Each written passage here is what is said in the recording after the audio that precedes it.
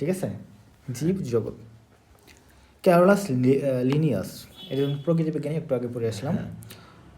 Carolus লিনিয়াসের সময়কাল থেকে শুরু করে বিংশ শতাব্দীর মাঝামাঝি সময় পর্যন্ত জীবজগৎকে উদ্ভিদ জগৎ এবং প্রাণী জগৎ হিসাবে কী করা হতো বলতো, দুটি রাজ্যে শ্রেণীবিন্যাস করা হতো আর কি। তাহলে শুধুমাত্র অত শ্রেণীবিন্যাস ছিল না, শুধুমাত্র কী উদ্ভিদ এবং প্রাণী দুটা ভাগ করতো মোটা দাগে, ঠিক আছে, এটাই কথা। এটা প্রশ্ন আসবে না। তো বিজ্ঞানের অগ্রযাত্রার বর্তমানের কোষের ডিএনএ এবং আরএনএর প্রকারভেদ, জীবদেহের কোষের বৈশিষ্ট্য, কোষের সংখ্যা এবং খাদ্যাভ্যাসের তথ্য উপাত্তের উপর ভিত্তি করে আর.এইচ. হুইটেকার 1969 সালে জীবজগৎকে 5টি রাজ্য বা 5 কিংডমে ভাগ করার প্রস্তাব করেন। বিষয়টা তাহলে কী হলো, তো আগে তো মনে করো শুধুমাত্র আমাদের জীবজগৎকে উদ্ভিদ এবং প্রাণী এই দুইটা ভাগ করা হতো। পরবর্তীতে মনে করো আমাদের এই যে প্রতিটা জীবের কোষ সম্পর্কে ধারণা পাওয়া যায়, কোষ আসলে কী কী দ্বারা গঠিত, এখানে নিউক্লিক অ্যাসিড কী কী থাকে, ডিএনএ আরএনএ থাকে, ঠিক আছে, যে ডিএনএ থাকে, আরএনএ থাকে, ডিএনএ মানে ডিঅক্সিরাইবোনিউক্লিক অ্যাসিড, রাইবোনিউক্লিক অ্যাসিড, এগুলো আমরা জানবো, এগুলো বিস্তারিত আমরা পড়বো, ঠিক আছে। এবং কোষের সংখ্যা, কোন জীবে কতটুকু কোষ আছে, কেউ আছে এককোষী, কেউ হলো বহুকোষী, এবং খাদ্যাভ্যাস, এক একজনের এক একটা প্রাণীর বা উদ্ভিদের এক এক রকম খাদ্যাভ্যাস, প্রাণীদের এক এক রকমের খাদ্যাভ্যাস। তো এরকম এইগুলো সবগুলোর উপর ভিত্তি করে কে করছে বিজ্ঞানী আর.এইচ. হুইটেকার 1969 সালে জীবজগৎকে 5টি রাজ্য বা 5 কিংডমে ভাগ করার প্রস্তাব করেন। পরবর্তীতে বিজ্ঞানী মার্গুলিস, কে বলো তো, বিজ্ঞানী মার্গুলিস, আমি তোমাকে এগুলো সব পড়াইছিলাম না, এগুলো পড়াইছিলাম না, ক্লাস 8 পড়াইছিলাম না। বিজ্ঞানী মার্গুলিস 1974 সালে হুইটেকারের শ্রেণীবিন্যাসের পরিবর্তিত ও বিস্তারিত রূপ দেন। তার প্রথম 5 রাজ্যে বিভক্ত করেন কে, বিজ্ঞানী হুইটেকার, আর.এইচ. হুইটেকার। দেন তার ভাগটাকে আর সুন্দরভাবে সাজায় কে, মার্গুলিস। তাহলে বিজ্ঞানী কয়টার নাম দেখলাম, প্রথম দেখলাম আমরা ক্যারোলাস লিনিয়াস, তারপর দেখলাম আর.এইচ. হুইটেকার, দেন হলো মার্গুলিস। তো আমরা এটা বলার ক্ষেত্রে একসাথে বলি যে বিজ্ঞানী মার্গুলিস এবং আর.এইচ. হুইটেকার জীবজগৎকে 5টি রাজ্যে ভাগ করেন, ঠিক আছে, রূপ দেন। তিনি সমস্ত জীবজগৎকে 2টি সুপার কিংডমে ভাগ করেন এবং 5টি রাজ্যকে এই 2টি সুপার কিংডমের অন্তর্ভুক্ত করেন। বুঝতে পারছো? তো কথা হলো এই যে এখানে দেখো, এখানে কয়টা রাজ্য আছে, 5টা রাজ্য আছে, 1টা 2টা 3টা 4টা 5টা। এই 5টি রাজ্য সম্পর্কে প্রথমে ধারণা দেয় কে, আর.এইচ. হুইটেকার। কে দেন? আর.এইচ. হুইটেকার সর্বপ্রথম এই জীবজগৎকে 5টি রাজ্যে ভাগ করে। পরবর্তীতে মার্গুলিস কি করে, এই 5টি রাজ্যকে কি করে, দুইটা ভাগ করে, সুপার কিংডম 1, সুপার কিংডম 2, এর মধ্যে 5টা ঢুকাই দিচ্ছে। বুঝতে পারছো? তাহলে 5টা করছে হলো বিজ্ঞানী আর.এইচ. হুইটেকার, আর এই 5টাকে 2 ভাগ করছে কে বলো তো, মার্গুলিস। বিষয়টা বুঝতে পারছো তো, ক্লিয়ার? ওকে, এখন দেখো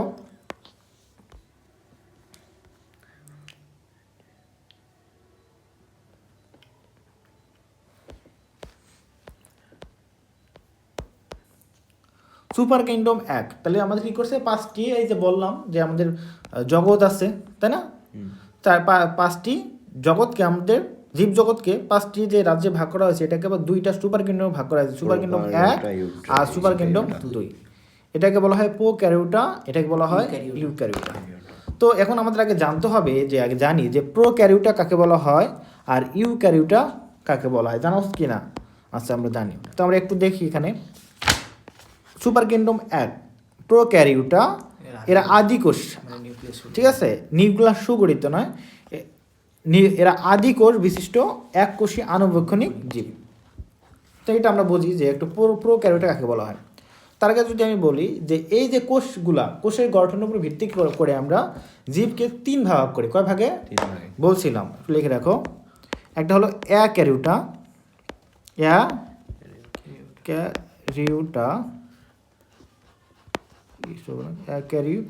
ও কিসের উপর ভিত্তি করে স্যার? কোষীয় গঠনের উপর ভিত্তি করে। কোষীয় গঠনের উপর ভিত্তি করে আমরা জীবদেরকে আমরা 3টি ভাগ করতে পারি। একটা হলো অ্যাক্যারিওটা, আর একটা হলো এই যে এটা দেখলাম হলো প্রোক্যারিওটা,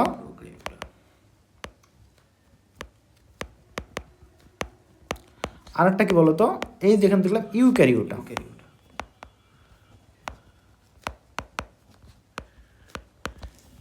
তো তিনটা ভাগ দেখলাম, অ্যাক্যারিওটা, প্রোক্যারিওটা আর হলো ইউক্যারিওটা। তাহলে অ্যাক্যারিওটা বলতে কি বোঝায়, প্রোক্যারিওটা বলতে কি বোঝায় একটু জানতে হবে না?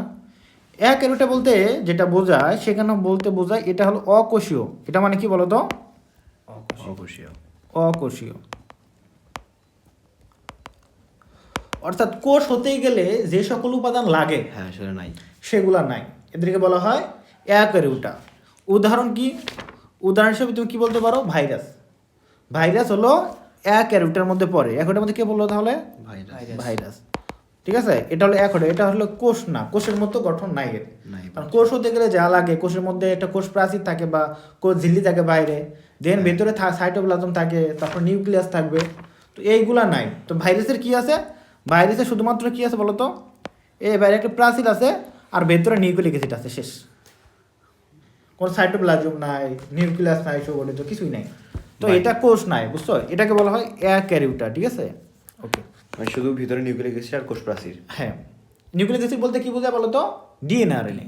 নিউক্লিক অ্যাসিড হলো ডিএনএ, হয়তো কারো দেহে থাকবে ডিএনএ, কারো দেহে থাকবে আরএনএ। যেমন আমরা বলি করোনা ভাইরাস হলো আরএনএ ভাইরাস, তো এরকম ভাইরাস হয় কেউ আরএনএ কেউ হয় ডিএনএ। অর্থাৎ যাদের মধ্যে নিউক্লিক অ্যাসিড হিসাবে ডিএনএ থাকবে তারা হলো ডিএনএ ভাইরাস, যাদের মধ্যে আরএনএ থাকবে তারা হলো আরএনএ ভাইরাস। এর মধ্যে আরএনএ ভাইরাসগুলো বেশি ক্ষতিকর। ঠিক আছে, আরএনএ ভাইরাসগুলো বেশি ক্ষতিকর। ডিএনএ আর আরএনএ এর মধ্যে পার্থক্যটা কি স্যার? এগুলো আমরা ডিটেল জানবো সামনে। ঠিক আছে, এখন আপাতত এগুলো রাখো, পরে আছে এগুলো। এখন পরটা কি বলতো? প্রোক্যারিওটা। প্রোক্যারিওটা বলতে কি বলতো? প্রো মানে আদি, ক্যারিওটা মানে কোষ, তাহলে আদি কোষই এরা। আদি কোষ বলতে কি বোঝায়? এরা কোষ হবে, তবে কোষটা সুগঠিত নয়। অর্থাৎ এটা আমরা এরপরে ক্লাসে আর বিস্তারিত জানবো। ঠিক আছে, অর্থাৎ একটা সুগঠিত কোষ হতে যা কিছু লাগে সবই মোটামুটি আছে, তবে একটা আদি অবস্থার মধ্যে। অর্থাৎ আমরা জানি সাইটোপ্লাজম থাকবে, মাঝে কি থাকে? নিউক্লিয়াস থাকে। তো এটা নিউক্লিয়াসের উপাদানগুলো থাকে, বাট এই যে নিউক্লিয়াসে একটা মেমব্রেন থাকবে, এটা নিউক্লিওলাস, ক্রোমাটিন তন্ত্র, এখানে এই মেমব্রেনটা থাকে না। অর্থাৎ এখানে আমাদের এই সাইটোপ্লাজমের মধ্যে এই ক্রোমাটিন তন্ত্রগুলা কি সরে ছিটে থাকে, বুঝতে পারছো? অর্থাৎ এখানে সুগঠিত নিউক্লিয়াস নাই, কি নাই? হ্যাঁ, তাহলে যে কোষে সুগঠিত নিউক্লিয়াস নাই তাকে বলা হয় আদি কোষ। কি বলা হবে? আদি কোষ। এবং আদি কোষ ধারণকারী জীবদেরকে বলা হয় প্রোক্যারিওটা। কি বলা হয়? প্রোক্যারিওটা। ঠিক আছে, আদি কোষ বিশিষ্ট জীবকে বলা হয় প্রোক্যারিওটা। অ্যাক্যারিওটা মানে কোষই নাই, অকোষীয়। হ্যাঁ, আর এটা হলো কি? প্রোক্যারিওটা মানে আদি কোষীয়, অর্থাৎ নিউক্লিয়াস সুগঠিত নয়। ঠিক আছে, নিউক্লিয়াস সুগঠিত নয়, লিখে রাখতে পারো যে নিউক্লিয়াস সুগঠিত নয়। এখানে লেখা আছে এটা, যদিও এই যে নিউক্লিয়াস সুগঠিত নয়, আদি কোষ। পরটা কি বললাম? ইউক্যারিওটা। ইউক্যারিওটা মানে কি? নিউক্লিয়াস সুগঠিত, অর্থাৎ নিউক্লিয়াস পূর্ণাঙ্গভাবে গঠন হয়েছে, এখানে সাইটোপ্লাজম আছে, নিউক্লিয়াস আছে, সবই আছে। ঠিক আছে, এটা কি আদি অকোষীয়? এই যে প্রোক্যারিওটের উদাহরণ হলো কি? ব্যাকটেরিয়া। আর বাকিগুলো বড় বড় প্রাণী সব ইউক্যারিওটা। ঠিক আছে, ওকে স্যার। এই যে ইউক্যারিওটা, এটা যেমন অকোষীয়, আদি কোষী, এটা কি হবে? প্রকৃত কোষী। প্রকৃত কোষী। হ্যাঁ, তাহলে তুমি ওর কাছ থেকে লিখে নিও কথাগুলো বললাম, আর যদি ক্লাস করো তখন তো হয়ে গেল প্রকৃত কোষী। তারপর একটু লিখে নিয়ে যেতে পারো। আর তাহলে ইউক্যারিওটা হলো প্রকৃত কোষী। ঠিক আছে, অর্থাৎ কোষের যত উপাদান থাকার কথা সবই আছে, নিউক্লিয়াস সুগঠিত থাকবে, সাইটোপ্লাজম থাকবে, সবই থাকবে। আমরা এটা ডিটেলস জানবো পরবর্তী অধ্যায়ে। এখন দেখো তাহলে পড়ি, যদি এই দেখো সুপার কিংডম 1 এর মধ্যে কাদেরকে স্থান দেওয়া হয়েছে? যারা হলো কি বলতো? প্রোক্যারিওটা, অর্থাৎ যারা আদিকোষী। যারা আদিকোষী। হ্যাঁ, আদিকোষী মানে কি? এদের নিউক্লিয়াস সুগঠিত না, যেটা বললাম। হ্যাঁ, এবং এরা কি বলতো? এককোষী হবে এবং আনুবক্ষণিক হবে। ঠিক আছে, আনুবক্ষণিক অর্থাৎ আনুবক্ষণিক মানে কি? এদের খালি চোখে দেখা যায় না। ঠিক আছে, রাজ্য 1 মনে রাখ। তাহলে হলো এই যে আমাদের সুপার কিংডম 1 এর মধ্যে কয়টা রাজ্য আছে দেখো তো, এখানে দেখো তো একটাই রাজ্য আছে, সেটা কি বলতো? মনেরা। এদের বৈশিষ্ট্যগুলো জানতে হবে, কি কি বৈশিষ্ট্য আছে একটু খেয়াল করো। বলছিলাম স্যার এরা এককোষী। কয় কোষী? এককোষী। মানে এরা জীবটা মাত্র একটা কোষ দ্বারা গঠিত। দেখো আমরা বহুকোষী, গত ক্লাসে বলছিলাম একটা পূর্ণাঙ্গ জীব সাধারণত 10 টু দি পাওয়ার 14টা কোষ দ্বারা গঠিত, তবে এরা শুধুমাত্র একটা কোষ দ্বারা একটা জীব, একটা কোষ দ্বারা একটা জীব, এরা এককোষী জীব। ফিলামেন্টাস, এটা বলতে কি বোঝায়? এককোষী জীব বা ফিলামেন্টাস মানে একটার সাথে আরেকটা কি করবে বলতো? কোষ লম্বা যুক্ত হয়ে একটা ফিলামেন্ট বা সুতার মতো একটা গঠন কাঠামো তৈরি করবে। এমন হতে পারে, এই যে এটা দেখো, একটার সাথে আরেকটা কোষ যুক্ত হয়ে কি করতে পারে? ফিলামেন্টও তৈরি করতে পারে, ঠিক আছে? তাহলে এরা এক কোষে হতে পারে, ফিলামেন্টাস হতে পারে। ফিলামেন্টাস হতে গেলে অবশ্যই বহুকোষী হবে, তখন মানে একটা করে একটা যুক্ত হবে, এরকম হতে পারে। ওকে, অসংখ্য কোষ পাশাপাশি যুক্ত হয়ে একটা ফিলামেন্ট বা সুতার মতো একটা গঠন কাঠামো তৈরি করবে, ফিলামেন্ট গঠন করে। আবার কলোনিয়াল, কলোনিয়াল বলতে কি বোঝায়? অর্থাৎ এরা দলবদ্ধভাবে থাকে। কিভাবে? দলবদ্ধ করে। হ্যাঁ, অর্থাৎ অনেকগুলা জীব একত্রে বসবাস করবে, যেহেতু এরা অনুন্নত, তাই না, দুর্বল, এজন্য এরা কি করে? দলবদ্ধভাবে বসবাস করে, ঠিক আছে? কোষে কি আছে বলো তো? ক্রোমাটিন বস্তু থাকে, কিন্তু নিউক্লিওলাস ও নিউক্লিয়ার পর্দা নেই। যে একটু আগে বললাম যেটা, এদের নিউক্লিয়াস সুগঠিত নাই। অর্থাৎ নিউক্লিয়াসের কি থাকে? নিউক্লিয়াসের যে ভেতরে বললাম, নিউক্লিয়াস যে একটা পর্দা থাকে, নিউক্লিয়ার মেমব্রেন, হ্যাঁ, এটা নাই। না থাকলে ভেতরে যে ক্রোমাটিন তন্ত্রগুলো আছে বা ক্রোমাটিন বস্তুগুলো, এগুলা সাইটোপ্লাজমের মধ্যে ছড়িয়ে ছিটে থাকে, বুঝতে পারছো? তাহলে এদের নিউক্লিওলাস, ক্রোমাটিন বস্তু থাকে কিন্তু নিউক্লিওলাস বা নিউক্লিয়ার পর্দা নাই। এটা আরও আমরা ডিটেলস বুঝতে পারবো পরবর্তী পর্যায়ে, ঠিক আছে? এদের কোষে কি আছে বলো তো? প্লাস্টিড, মাইটোকন্ড্রিয়া, এগুলো নেই। এদের কোষে প্লাস্টিড, মাইটোকন্ড্রিয়া, এন্ডোপ্লাজমিক জালিকা ইত্যাদি নেই। তাহলে অসম্পূর্ণ একটা কোষ যেটা বললাম, এগুলো নেই। কিন্তু রাইবোজোম আছে, বুঝতে পারছো? রাইবোজোম এমন একটা জিনিস যেটা সকল ধরনের কোষেই থাকে, সকল কোষে রাইবোজোম থাকবে, ঠিক আছে? বুঝতে পারছো? সকল কোষে কোন উপাদান থাকে বলো তো? এটা লিখে রাখো যে রাইবোজোম সকল ধরনের কোষেই থাকে, ঠিক আছে? রাইবোজোমের কাজ কি? এটা প্রোটিন তৈরি করা, প্রোটিন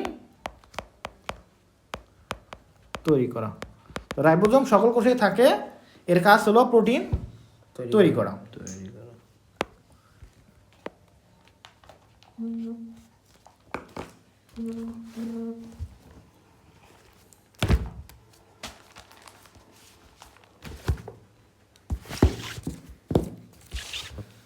দেখো, কোষ বিভাজন দ্বিবিভাজন প্রক্রিয়া সম্পন্ন হয়ে থাকে। কয় বিভাজন? এটা তো পুরোটাই মানে মুখস্থ বুঝছো? করতে হবে না হ্যাঁ, স্যার, একটু দাগে মনে আর রাখতে নেই। হবে।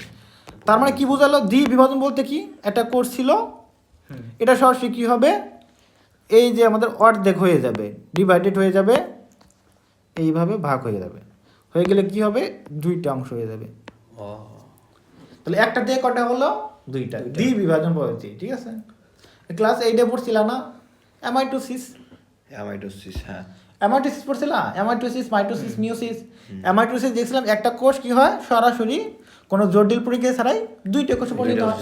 এটাই ছিল কি বলতো? দ্বিবিভাজন প্রক্রিয়া, বুঝতে পারছো? বুঝতে পারছো? মনেরা এটা তো নাম না স্যার, হ্যাঁ, এটা জগতের নাম, নাম, রাজ্যর নাম। হ্যাঁ। তাহলে দেখো, এই দ্বিবিভাজন প্রক্রিয়া এদের মধ্যে দেখা যায়, ঠিক আছে? কোষ বিভাজন দ্বিবিভাজন প্রক্রিয়াই হয়, অর্থাৎ অ্যামাইটোসিস প্রক্রিয়া হয়ে থাকে। প্রধানত শ্বসন পদ্ধতিতে খাদ্য গ্রহণ করে থাকে। শ্বসন পদ্ধতি মানে কি? মনে করো শোষণ পদ্ধতিতে, শ্বসন না, শোষণ হ্যাঁ, মানে কি? চুষে নেয় খাবার, কি করবে? চুষে নেয়। চুষে নেবে, কোনো একটা উৎস থেকে খাবার কি করবে? চুষে নেবে, এরকম একটা। তবে কেউ কেউ আবার ফটোসিনথেটিক অর্থাৎ সালোক সংশ্লেষণ পদ্ধতিতে খাদ্য তৈরি করে থাকে। সূর্যালোকে ব্যবহার করে। অর্থাৎ কারো কারোর মধ্যে কি থাকে? প্লাস্টিড থাকতে পারে, কারোর মধ্যে প্লাস্টিড থাকতে পারে, ক্লোরোপ্লাস্ট থাকতে পারে। সে কি করবে? সালোক সংশ্লেষণ প্রক্রিয়ার মাধ্যমে খাদ্য তৈরি করবে। তবে সেটা খুবই রেয়ার, খুবই রেয়ার, ঠিক আছে? তখন আমরা একটু আগে দেখলাম এদের কোষে কি নেই বলতো? প্লাস্টিড নেই। তো এটা রেয়ার থাকে কিছু ক্ষেত্রে, যারা কি করতে পারে? সালোক সংশ্লেষণ পদ্ধতিতে খাদ্য প্রস্তুত করতে পারে, ঠিক আছে? উদাহরণগুলো কি? নীলাভ, সবুজ শৈবাল। সকল শৈবাল না কিন্তু, শুধু কে? নীলাভ, সবুজ শৈবাল। আর এটা কি বলতো? ব্যাকটেরিয়া, ঠিক আছে? তাহলে আবার একটু বললাম কি এটা? মনেরা কি দেখলাম? মনেরা এটা হলো এক কোষী। কয় কোষী? এক কোষী। অথবা ফিলামেন্টাস থাকতে পারে, অর্থাৎ অনেকগুলা কোষ পাশাপাশি যুক্ত হয়ে একটা ফিতার মতো গঠন তৈরি করবে। এক কোষী হতে পারে, আবার ফিলামেন্টাস হতে পারে। ওকে, ওকে। আবার কলি। তারপরে কি বললাম? এরা এক কোষী বা ফিলামেন্টাস হবে। আমরা একটা জিনিস বললাম, যারা দুর্বল তারা সবসময় কিভাবে থাকে? দলবদ্ধভাবে থাকতে বসবাস করে, পছন্দ করে। কারণ দলবদ্ধ না থাকলে অন্য কেউ আক্রমণ করে মেরে ফেলবে। দুর্বলরা সবসময় কি করে? দলবদ্ধভাবেই বসবাস করে। যেমন বনের সিংহ বাঘেরা একাই থাকে, কিন্তু বানর, তারপরে মেঘ যদি বলো, হরিণ যদি বলো, এরা সবসময় দলবদ্ধভাবে থাকে, তার মানে এরা দুর্বল। তাহলে এরাও তো সব থেকে দুর্বল, এক কোষী, এবং সেটা প্রকৃত কোষ না, অপ্রকৃত কোষ, তাই না? আদি কোষ। সো এরা কি করবে? কলোনিয়াল গঠন করে থাকে, মানে কি কলোনি গঠন করে থাকে, অর্থাৎ দলবদ্ধভাবে থাকবে। ঠিক আছে, তাহলে এক কোষী বললাম, ফিলামেন্টাস বললাম, দেন করলাম এরা কলোনি গঠন করে থাকে। তারপরে কি না, যেহেতু বললাম যে এরা আদি কোষী, তার মানে কি এদের নিউক্লিয়াস সুগঠিত নাই। নিউক্লিয়াস সুগঠিত নাই বলতে কি বোঝায়, নিউক্লিয়াস যে কেন্দ্রিকা অর্থাৎ নিউক্লিওলাস এবং নিউক্লিয়াসের চারপাশে মেমব্রেন এটা নাই। এবং নিউক্লিয়াসের গঠন, সাইটোপ্লাজমের গঠন অর্থাৎ পুরো কোষের গঠন এগুলো আমরা পরের ক্লাসে জানবো। ঠিক আছে, টেনশন করার কোনো কারণ নাই, কোষ সম্পর্কে আমরা ডিটেল জানবো। শুধু একটা মনে রাখো যে এখানে কি নাই, নিউক্লিওলাস এবং নিউক্লিয়ার মেমব্রেন নাই।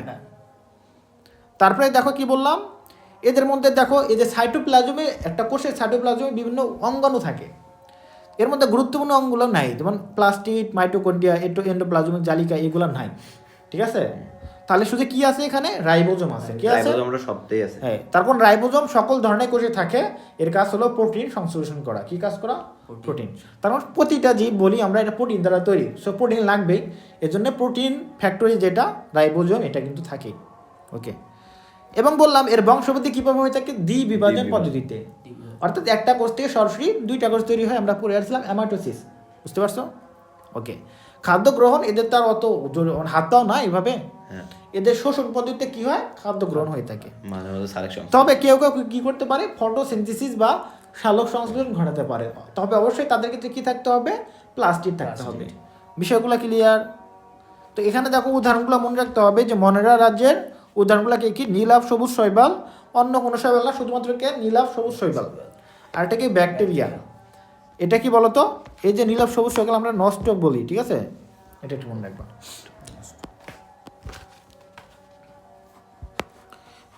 এটা হলো একটা, আমরা কোষের গঠনটা একটু দেখি, আসলে কোষটা কেমন, হালকা পাতলা। দেখো একটা কোষের যদি বলি, এটা হলো প্রাণী কোষ।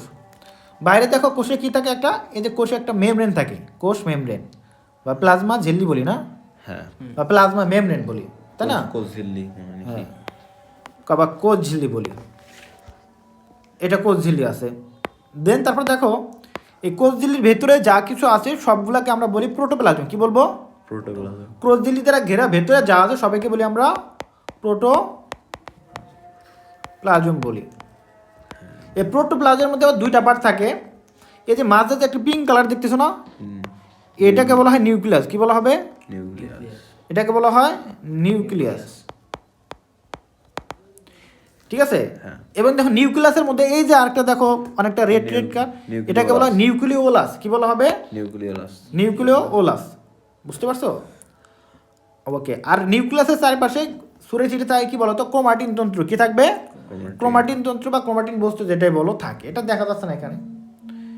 এবং তার প্রাচীরে তার পাশে দেখো ঘিরে থাকে, দেখো পিঙ্ক কালার দেখতে পাচ্ছ এখানে, এটা কি প্রাচীর ছিল, এটাকে কি বলা হবে বলো তো, নিউক্লিয়ার মেমব্রেন। নিউক্লিয়াসকে যে আবৃত করে রাখে নিউক্লিয়ার পর্দা বা নিউক্লিয়ার মেমব্রেন, দেখছি না খোসার মতো দেখতেছি না, এটা ভেতরে চারপাশে ঘিরে ছিল নিউক্লিয়ার পর্দা। যদি তার চারপাশে কি ছিদ্র থাকে, ঠিক আছে, যাতে কিছু আদান প্রদান করতে পারে সাইটোপ্লাজমের সাথে নিউক্লিয়াসে। তাহলে নিউক্লিয়াসের বিষয়টা বুঝছো। আর এই যে বাকি যা আছে প্রোটোপ্লাজমে, নিউক্লিয়াস বাদ দিলে আর বাকি যা থাকে চারপাশে, এটাকে বলা হয় সাইটোপ্লাজম। কি বলা হয়, সাইটোপ্লাজম। সাইটোপ্লাজম বিভিন্ন অঙ্গাণু থাকে, দেখো কত অঙ্গাণু কথা বলা আছে এখানে, যে লাইসোজোম এটার কথা বলা আছে। আবার দেখো এই যে এন্ডোপ্লাজমিক রেটিকুলাম, এটা দুই প্রকার, একটা রাফ একটা মসৃণ, মানে একটা হলো এগুলা, একটা হলো ভ্যাকুল, একটা গহ্বরের মতো আছে। রাইবোজোম যেটা বললাম সকল কোষেই থাকে, ঠিক আছে, এগুলা। তাহলে এগুলো বলছে এগুলা, ঠিক আছে, সেন্ট্রিওল থাকে, গোলগি অ্যাপারেটাস বা গোলগি থাকে আমাদের নাকি। হ্যাঁ, তাহলে দেখো কোষ বুঝতে পারছো, এটা কোথায় থাকে স্যার আমাদের, কোনটা, ওই যে এটা কোষ সারা দেহেই তো আছে। তোমার তো দেহ তো কোষ দেয় গঠিত, প্রতিটা জায়গায় তো কোষ। যখন কাটা যায় ওই কোষটা কি কাটা যায় নাকি, যাতে পারে কোষ কাটা না, কাটা যায় এমনি যায়, তো এগুলো সবই তো কোষ। আমরা দেহ যে গঠিত হচ্ছে সব তো কোষ। কোষ ছাড়া এখানে কিছু আছে, আমরা জীবদের গঠন এবং কাজে কি কোষ। হ্যাঁ, বিল্ডিং এর যদি দেখো কি বলি আমরা, ইট, তাহলে তুমি ইট ভাঙবে না, এরকম বিষয়টা। তাহলে আমরা সুপার কিংডম 1 বললাম, এখানে শুধু ছিল মনেরা। এখন সুপার কিংডম কি বলতো 2, এখানে কি আছে বলতো, বাকি 4টা আছে। কি আছে বলতো, প্রোটিস্টা, ফানজাই, প্লান্টি, অ্যানিমেলিয়া। নামগুলো একটু বলতো, আমার সাথে Monera, Monera, Protista, Fungi, Fungi, Plantae, Plantae, Animalia. Animalia. Monera, Protista, Fungi, তিনটাকে বলো। Monera, Protista, fungi.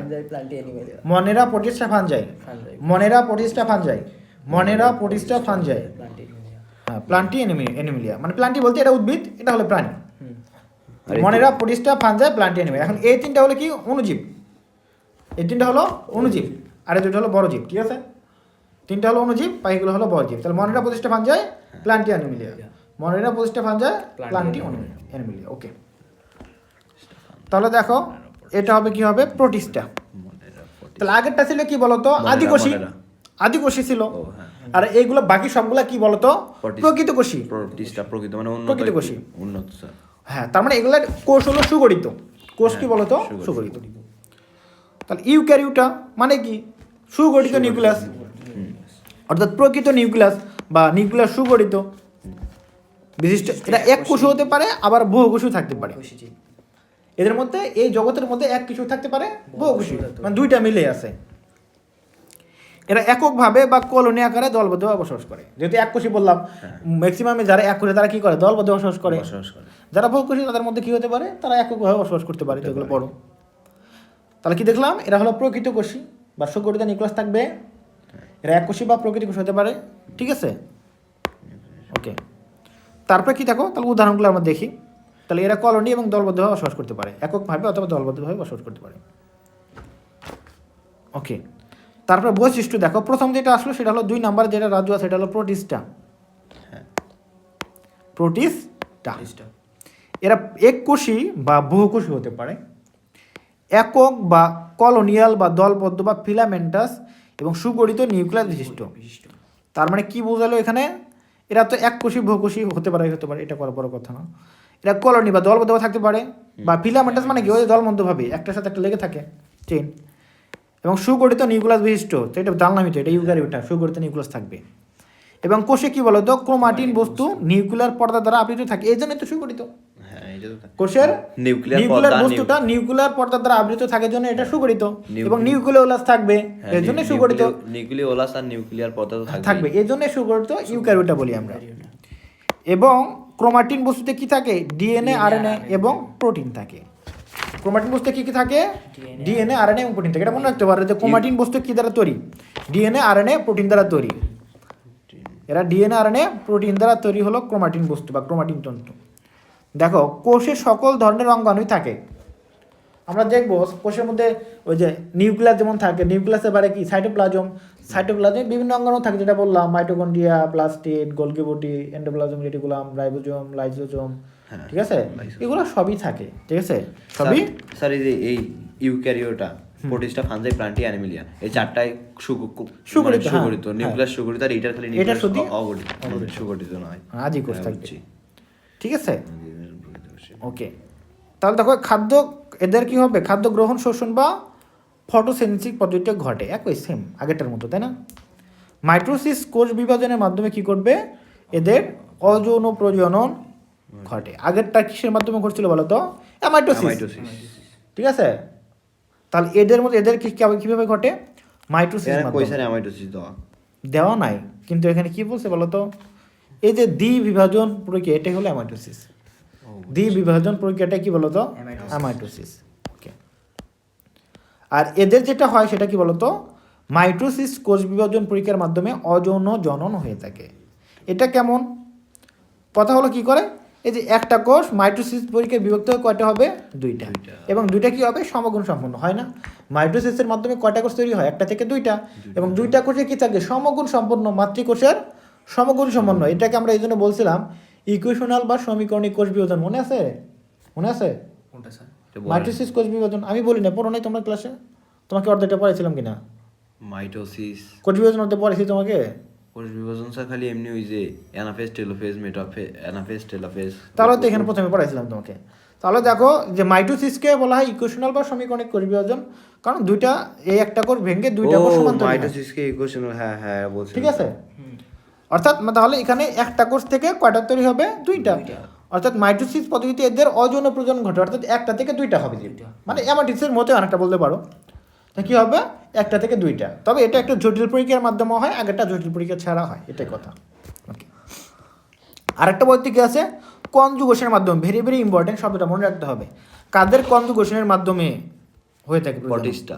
দ্য কনজুগেশনের মাধ্যমে অর্থাৎ জৈবনিকভাবে ভিন্ন কিন্তু গঠনগতভাবে এক এরূপ দুটি গ্যামেটের মিলনের মাধ্যমে যৌন প্রজনন ঘটে। এদের আগে কি করে, কনজুগেশন বলতে কি বোঝায়, অর্থাৎ কনজুগেশন বলতে এই যে দুইটা মনে করে এখানে জীব আছে, দুইটা জীবের মধ্যে কি করবে, কানেকশন করবে, একটার সাথে আরেকটা লেগে যাবে, কাছে আসবে, হ্যাঁ। কি করবে, আসে, তারপরে কি করবে, আমাদের এই যে জেনেটিক্যাল বস্তুর আদান প্রদান ঘটবে, যার মধ্যে কি হবে বলতো, এদের যৌন প্রজনন ঘটবে। ঠিক আছে, হ্যাঁ।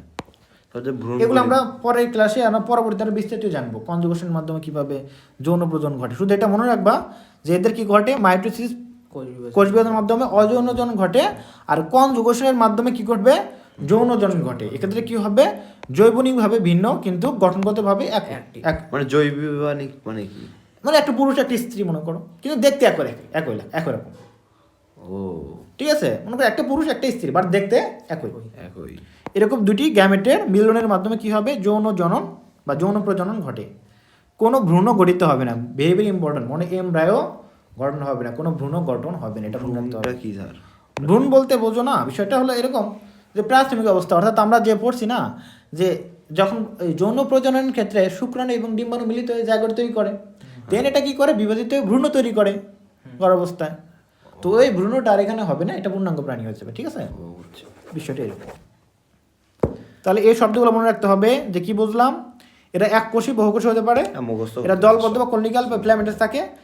এরা তো প্রকৃত কোষী, অর্থাৎ কি থাকবে, এদের নিউক্লিয়ার মেমব্রেন থাকবে, তাই না? নিউক্লিয়ার মেমব্রেন দ্বারা ভেতরে কি থাকবে, মানে আমাদের ক্রোমাটিন তন্তুগুলো থাকবে ভেতরে, এবং কোষের মধ্যে যতগুলো উপাদান থাকার কথা সবই থাকবে, কারণ এরা তো প্রকৃত কোষী। নিউক্লিওলাস। এবং আমরা এরা দেখলাম যে এদের খাদ্য গ্রহণ, শোষণ এবং ফটোসিনথেটিক দুইটাই, সালোক সংশ্লেষণ হয়ে থাকে। এবং এদের প্রজনন দুই ধরনের, আগেটা দেখলাম প্রজনন ছিল এক ধরনের, সেটা হলো কি দ্বিবিভাজন বা অ্যামাটোসিস বলতে পারো। আর এটা অযৌন জনন হলো মাইটোসিস, আর যৌন জনন হলো কনজুগেশনের মাধ্যমে ভ্রূণ তৈরি হয় না। ঠিক আছে, এবং ভ্রূণ তৈরি হয় না। সহজ না? সহজে আছে, একটু পড়তে হবে, কষ্ট করে মুখস্থ করতে হবে। ঠিক আছে, জানি। ওকে, তাহলে এগুলো একটু দেখতে হবে। উদাহরণগুলো কি বলতো, অ্যামিবা, প্যারামেসিয়াম, এটা একটা কি জুতার মতো একটা আকৃতির একটা প্রাণী। ঠিক আছে, প্যারামেসিয়াম, পরবর্তী দিন আমি তোমাদের ছবি এনে দেখাবো না। এককোষী ও বহুকোষী শৈবাল এর মধ্যে থাকতে পারে, কি থাকতে পারে, এককোষী এবং বহুকোষী শৈবাল। বুঝতে পারছো? তো এখানে দেখো, আগেরটার মধ্যে ছিল কি বলতো, শুধুমাত্র সবুজ শৈবাল, যেটা নীলাভ সবুজ। হ্যাঁ, নীলাভ সবুজ শৈবাল। এটার মধ্যে বাকি যা শৈবাল আছে সবগুলাই এর মধ্যে পড়ছে। ঠিক আছে, কোর মধ্যে, প্রোটিস্টার মধ্যে পড়ছে বাকি শৈবালগুলো। ও, মানে ওই দুইটা বাদে সবগুলা প্রোটিস্টা। ওই দুইটাকে একটা বাদে, ব্যাকটেরিয়া তো এটার মধ্যে পড়বে। শুধু নীলাভ সবুজ শৈবাল বাদে বাকি যত শৈবাল আছে সবগুলো পড়বে প্রোটিস্টার মধ্যে। মনে থাকবে? ওকে, অ্যামিবা পড়বে এর মধ্যে, এগুলো একটু মনে রাখতে হবে। ওকে, এই যে অ্যামিবা, ঠিক আছে, এটা হলো ডায়াটো, এটা হলো এককোষী শৈবাল। ঠিক আছে, এটা হলো এককোষী শৈবাল। ওকে, আমরা এই যে পরেরটা একটু দেখি। এখন দেখো রাজ্য নাম্বার 3, এটা হলো ফানজাই। ফানজাই মানে কি বলতো, ছত্রাক। ছত্রাক, ওই যে ব্যাঙের ছাতা বলি না আমরা, ওই যে রাস্তা দেখি আমরা, মাশরুম, যেটা খাই আমরা, খাওয়া যায়, অনেক পুষ্টি সমৃদ্ধ খাবার। ব্যাঙের ছাতা খাওয়া যায়? এটা তো বিষাক্ত, খাওয়া যাবে না কেন, অবশ্যই খাওয়া যাবে, কিন্তু রাস্তাঘাটে যেগুলো দেখি এগুলো অধিকাংশ বিষাক্ত, সো বিষ খেয়ে ঘটতে পারে। কিন্তু চাষাবাদ করা হয় যেটা মাশরুম, তো নাম হচ্ছে ওটা তো ব্যাঙের ছাতা। ঠিক আছে, খাইনি মনে হয় কোনোদিন। দেখো বৈশিষ্ট্যটা কি বলতো, অধিকাংশই স্থলজ, অধিকাংশই হবে স্থলজ, মানে কি মাটিতে বসবাস করবে, শুকনামার জায়গায়। মৃতজীবী এবং পরজীবী হতে পারে, মৃতজীবী অথবা পরজীবী, মৃতজীবী অথবা পরজীবী হতে পারে। ওকে, দেহ এককোষী অথবা মাইসেলিয়াম, অর্থাৎ সরু সুতার মতো অংশ, সুতার মতো অংশ নিয়ে গঠিত। মাইসেলিয়াম যে গঠিত, অর্থাৎ সরু সুতার মতো অংশ নিয়ে গঠিত। বিষয়টা কি বলতো, মাইসেলি বলতে এই যে সুতার মতো লম্বা একটা গঠন কাঠামো তৈরি করে। ঠিক আছে, বুঝতে পারছো? তৈরি করবে। দেহ আবার এককোষী হতে পারে। ঠিক আছে, ওই যে আগে দেখলাম না ফিলামেন্টাস, এটা বলতে পারো। মাইসেলি মানে কি বলতো, ফিলামেন্টাস, যে একটু আগে বললাম না এখানে ফিলামেন্টাস, এই ফিলামেন্টাসটা। ঠিক আছে, ওকে, এগুলা কি বলতো, নিউক্লিয়াস সুগঠিত, কারণ আমরা জানি বাকি সব আছে, সবই যা আছে সবই নিউক্লিয়াস সুগঠিত। কোষ প্রাচীর কি বলতো? কাইটিন বস্তু দ্বারা গঠিত। Very very important. Sir chitin দ্বারা তো আরও একটা কাইটিন ওই যে তেলাপোকা। হ্যাঁ হ্যাঁ, তাহলে এটা মনে রাখতে হবে, ছত্রাকের কোষ প্রাচীর কাইটিন নির্মিত, মনে রাখতে হবে, ভেরি ভেরি ইম্পর্টেন্ট। ছত্রাকের কোষ প্রাচীর কি নির্মিত? কাইটিন। এটা কিন্তু ভেরি ভেরি ইম্পর্টেন্ট, দাগা রাখো, এটা 3 স্টার দিয়ে রাখো। কোষ প্রাচীর হলো কাইটিন নির্মিত, যেভাবে দাগ দিয়ে লিখে রাখো। ফানজাইয়ের। হ্যাঁ, ফানজাই বা ছত্রাকের কোষ প্রাচীর হলো কাইটিন নির্মিত, এটা একদম দাগা রাখো যে মানে এটা শুধু দাগ এই যে এটাই মনে করো বক্স করে রাখো যে কোষ প্রাচীর হলো কাইটিন নির্মিত, আমি ধরবো। খাদ্য গ্রহণ শোষণ পদ্ধতিতে ঘটে, কোন পদ্ধতিতে? শোষণ পদ্ধতিতে ঘটবে। পটিশটাও তো শোষণ পদ্ধতি, মানে মনে বাকি রাখো- সবগুলোরই ঘটছে শোষণ পদ্ধতিতে, তবে কারোর মধ্যে কি আছে? সালোক সংশ্লেষণও আছে। দেখো ক্লোরোপ্লাস্ট অনুপস্থিত, কি নাই বলো তো? ক্লোরোপ্লাস্ট অনুপস্থিত। অর্থাৎ এই যে সবুজ সবুজ যে প্লাস্টিক যেটা আছে, এটা দেওয়ার বদলে ক্লোরোপ্লাস্টের মাধ্যমে কি করে? যাদের ক্লোরোপ্লাস্ট আছে তারা কি করে? এভাবে এমন করো কেন? মার্কার দাগে না না স্যার, এটা দিলে সবগুলো শেষে হাইলাইট লাগতেছে বেশি না। মার্কার দিয়ে দিবা হাইলাইটেড। না স্যার, ওই কলম দিয়ে দেখাইলে জানি আমার কেমন কেমন লাগে স্যার। এই জন্য কলম দিয়ে থাকা এইভাবে। দেখো ক্লোরোপ্লাস্ট অনুপস্থিত, কে অনুপস্থিত বলো তো? ক্লোরোপ্লাস্ট অনুপস্থিত। আমরা জানি প্লাস্টিক আছে 3 প্রকার, আমরা জানবো পরে জানবে, ঠিক আছে? Chloroplast, chromoplast, leucoplast. সবুজ বর্ণের যেটা ক্লোরোপ্লাস্ট তাকে বলা হয় ক্লোরোপ্লাস্ট। হ্যাঁ স্যার, এটা কি? বলছিলাম স্যার, ক্লোরোপ্লাস্ট থাকলে কি করে? সালোক সংশ্লেষণ পরীক্ষা কাজ তৈরি করতে পারে। তো এদের দেখো ক্লোরোপ্লাস্ট নাই। ক্লোরোপ্লাস্ট না থাকার কারণে এরা কি করতে পারে না? সালোক সংশ্লেষণ পরীক্ষার মাধ্যমে খাদ্য তৈরি করতে পারে না। তাহলে স্পোর এরা এই জন্য কি মাটি থেকে খাদ্য শোষণ করে আর কি, ঠিক আছে? দেখো হ্যাপ্লয়েড স্পোর দিয়ে কি করবে? বংশ বৃদ্ধি করে। হ্যাপ্লয়েড আর ডিপ্লয়েড মনে হয় কি জানি একটা। মানে এরা স্পোর উৎপাদন করার মাধ্যমে বংশ বৃদ্ধি করে। স্পোর উৎপাদন করার মাধ্যমে, এটা আমরা বিস্তারিত পরবর্তী ক্লাসে জানবো। আপাতত এখানে জানতে হবে, ইন্টারে জানবো এটা আমরা, ঠিক আছে? এটুকু জানতে হবে যে শুধুমাত্র হ্যাপ্লয়েড স্পোর দিয়ে বংশ বৃদ্ধি করে, শুধু এটুকু মনে রাখবা। এদের মধ্যে কি ক্লোরোপ্লাস্ট অনুপস্থিত, তার মানে সাদা। ক্লোরোপ্লাস্ট বলতে সবুজ, গাছের পাতা যেমন সবুজ, খাদ্য তৈরি করতে পারে সালোক সংশ্লেষণের মাধ্যমে। তো এরা দেখতে তো সাদা লাগে না, তো এদের মধ্যে ক্লোরোপ্লাস্ট নাই, এই জন্য এরা খাদ্য তৈরি করতেও পারে না, অন্যের উপর নির্ভরশীল। উদাহরণ কি? ইস্ট। আমরা ইস্ট কোথায় দিই বলো তো? রুটিতে দিই না, পাউরুটিতে দিই। হ্যাঁ। তাহলে এটা পেনিসিলিয়াম একটা, তারপরে কি? মাশরুম। হ্যাঁ, পেনিসিলিন ওষুধ। হ্যাঁ একটা। তারপরে দেখো এইগুলো কিন্তু ছত্রাক, কি বলো তো?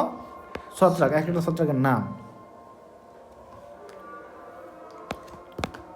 তাহলে পেনিসিলিয়াম এটা, আর এটা হলো কি বলতো? মাশরুম বা ব্যাঙের ছাতা বলতে পারো। তো এই কয়টাই থাকলো আজকে পড়া নাকি? এই কয়টা একদম মুক্ত করে নিয়ে আসবা, যাতে একটা না বাজে। পরবর্তী ক্লাসে তাহলে আমরা কি জানবো? প্লান্টিং, এটা সহজ কথা। তারপরে কি আছে আমাদের? অ্যানিমেলিয়া, উদ্ভিদ এবং প্রাণীর যেটা। আর এখানে আমাদের শ্রেণীবিন্যাসের বিভিন্ন ধাপ নিয়ে একটু পড়বো আমরা, এবং দ্বিপদ নামকরণ পদ্ধতি নিয়ে একটু পড়বো, ঠিক আছে? তাহলে আমাদের দ্বিপদ নামকরণ পদ্ধতি যদিও আমরা আগের ক্লাসে পড়ে আসছি, ক্লাসে এটা পড়ছি না? না স্যার, এরকম নাম তো ছিল না স্যার। ছিল দ্বিপদ নামকরণ পদ্ধতি ছিল। হ্যাঁ, তা উনি হলে ওটুক খালি ছিল। হ্যাঁ, এখানে নিয়ম দেওয়া আছে, ঠিক আছে।